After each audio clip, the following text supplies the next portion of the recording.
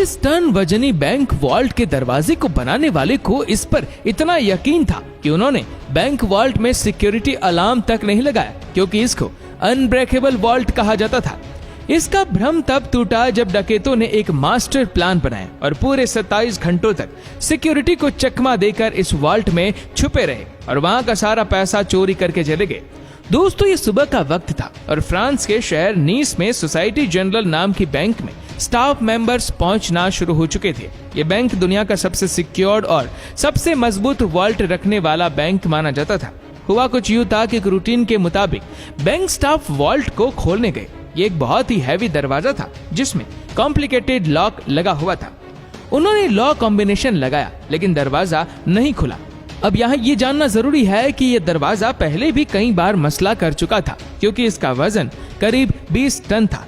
इसी वजह से अक्सर ये फंस जाया करता था। बैंक स्टाफ को लगा कि हमेशा की तरह आज भी ये फंस गया है, तो उन्होंने वॉल्ट बनाने वाली कंपनी से कांटेक्ट किया। आधे ही घंटे के बाद कंपनी के एक्सपर्ट्स बैंक में आ गए और दरवाजे को खोलने की कोशिश करने लगे, लेकिन हैरत की बात यह थी कि इस बार कंपनी के एक्सपर्ट से भी दरवाजा नहीं खुल रहा था। बात अब सीरियस होती जा रही थी, क्योंकि कस्टमर्स की लाइन लगी थी और ये अब बैंक की इज्जत का सवाल था। आखिरकार 3 घंटों के बाद उन्होंने फैसला किया कि वॉल्ट की दीवार में ड्रिल कर सुराख करके देखा जाए कि आखिर दरवाजे में ऐसी क्या चीज फंसी है। वॉल्ट के दरवाजे पर किसी फोर्स्ड एंट्री के निशान भी नहीं थे और इसकी चारों दीवारों पर भी किसी किस्म के निशान नहीं पाए गए। हैवी ड्यूटी ड्रिल मशीन से सुराख करके जब अंदर जाकर गया तो क्या देखते हैं कि वॉल्ट के दरवाजे को अंदर से किसी ने वेल्ड करके बंद किया हुआ है। ये मंजर देखकर इस पर यकीन लाना काफी मुश्किल था, क्योंकि वॉल्ट में जाने का सिर्फ एक ही रास्ता था। फिर उन्होंने मशीनरी मंगाई और वॉल्ट की दीवार को तोड़कर अंदर जाने का फैसला किया। ये काम काफी टाइम कंज्यूमिंग था, क्योंकि ये दीवारें नॉर्मल दीवारों से काफी मोटी थी और इनके बीच में लोहा भी लगा हुआ था। खैर, कई घंटों की मेहनत के बाद इतना सुराग हो गया कि एक इंसान इसमें से अंदर जा सके, और जब अंदर देखा गया तो ये मंजर नाकाबिले यकीन था। बैंक वॉल्ट लुट चुका था। कुछ लॉकर टूटे तो कुछ खुले पड़े थे, और सबसे इंटरेस्टिंग बात, वॉल्ट की दीवार पर स्प्रे पेंट से कुछ लिखा हुआ था, जिसकी इंग्लिश ट्रांसलेशन है without arms, without hat and without violence. अभी बैंक स्टाफ होश में आता कि उन्होंने वॉल्ट की जमीन में एक टनल बना देखा। अब आगे का काम पुलिस का था, जो कि उस वक्त पहुंच चुकी थी।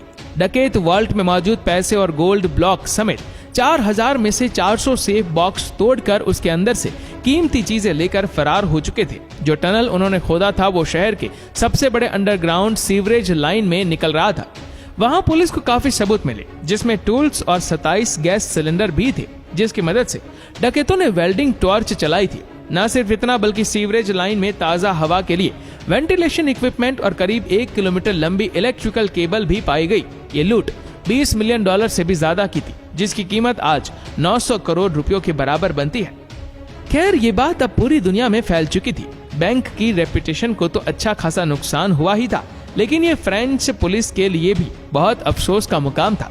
अगले कई महीनों तक पुलिस ने एड़ी चोटी के जोर लगाए, आसपास के लोगों को पकड़ा, बैंक स्टाफ को इंटरोगेट किया, लेकिन कहीं से भी डकैतों का कोई सुराग ना मिल सका। फिर 3 महीनों के बाद अक्टूबर 1976 में पुलिस को एक बहुत बड़ी लीड मिली। डकैतों के ग्रुप का एक मेंबर अपनी गर्लफ्रेंड के टिप पर पकड़ा जा चुका था और उसने पूरी गैंग का नाम ले लिया। पुलिस के लिए हैरानी की बात यह थी कि यह गैंग छोटी मोटी चिंदी चोरियों के लिए फेमस हुआ करता था। इन प्लान का मास्टरमाइंड असल में कोई और ही था। इंट्रोगेशन के दौरान गैंग मेंबर्स ने पुलिस को एक शख्स का नाम दिया, जो कि उनके मुताबिक चोरी का मास्टरमाइंड था। ये अल्बर्ट स्पाइजियारी नामी शख्स असल में एक फोटोग्राफर था। जब पुलिस ने इसको अरेस्ट किया तो ये कहीं से भी क्रिमिनल नहीं लग रहा था।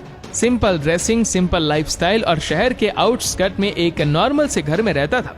इसके आस पड़ोस से पता किया गया तो सब ने यही कहा कि अल्बर्ट सीधा साधा फोटोग्राफर है जो हमेशा अपने काम से काम रखता है। लेकिन अल्बर्ट ने फौरन पुलिस के सामने कह दिया कि बैंक का हाइस्ट का मास्टरमाइंड वही है। पुलिस के लिए यह केस अब तकरीबन क्लोज हो चुका था, लेकिन ये तो सिर्फ एक शुरुआत थी। अल्बर्ट के मुताबिक उसने पहले इसी बैंक में लॉकर लिया था और बहाने से वो वॉल्ट में जाकर सारी चीजों की फोटोज कैप्चर करता था। उसने पहले अपने ही लॉकर में एक अलार्म क्लॉक रखा, जिसका अलार्म रात के वक्त का सेट किया। जब अलार्म बजने से भी कोई अलर्ट नहीं हुआ और ना ही कोई सिक्योरिटी अलार्म बजा तो उसको कंफर्म हो गया कि वॉल्ट में कोई सिक्योरिटी सिस्टम नहीं है। फिर वह इंजीनियर के बेस में सिटी गवर्नमेंट के ऑफिस गया और शहर का नक्शा निकलवाया। इस मैप पे सीवरेज लाइन कहाँ और बैंक से कितना दूर है इसका अंदाजा लगाया। फिर उसने कैलकुलेशन की तो करीबी लाइन से 26 फीट का टनल खोदने पर वो सीधा बैंक वॉल्ट में निकल सकता है। इस काम के लिए बहुत मेहनत की जरूरत थी, लिहाजा अल्बर्ट ने शहर के एक गैंगस्टर से कांटेक्ट किया और उसको सारा प्लान बताया। उस गैंगस्टर ने अपने आदमियों को इस काम पर लगा दिया। टनल को खोदने में करीब 2 महीने लग गए, क्योंकि ये काम बगैर मशीनरी के किया जा रहा था और इस काम का सिर्फ रात के वक्त करना बहुत जरूरी था, जब बैंक में कोई भी नहीं होता। इस दौरान अल्बर्ट अपनी पूरी कोशिश कर रहा था कि सीवरेज लाइन के ऊपर रोड पर भी किसी को आवाज ना आए। फिर 18 जुलाई सैटरडे और संडे वाली रात को वो वॉल्ट में फाइनली दाखिल हो गए। अगले 27 घंटों तक उन्होंने बड़े सुकून से लूट मार की, जिसके दौरान उन्होंने वहां लंच भी किया और डिनर भी।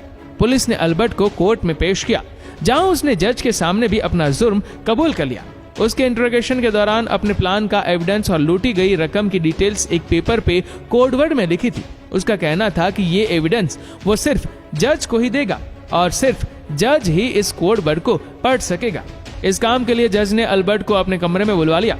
अल्बर्ट ने वो पेपर जज के हाथों में दिया, जिस पर सिटी का मैप बना हुआ था। अभी जज उस मैप को समझने में लगे ही थे कि अल्बर्ट ने फौरन कमरे की खिड़की से छलांग लगा दी। ये कमरा फर्स्ट फ्लोर पे था और उसके नीचे एक गाड़ी खड़ी थी। अल्बर्ट गाड़ी की छत पे गिरा और फौरन खड़ा होकर एक बाइक जो पहले से उसका वेट कर रही थी उस पर बैठकर फरार हो गया।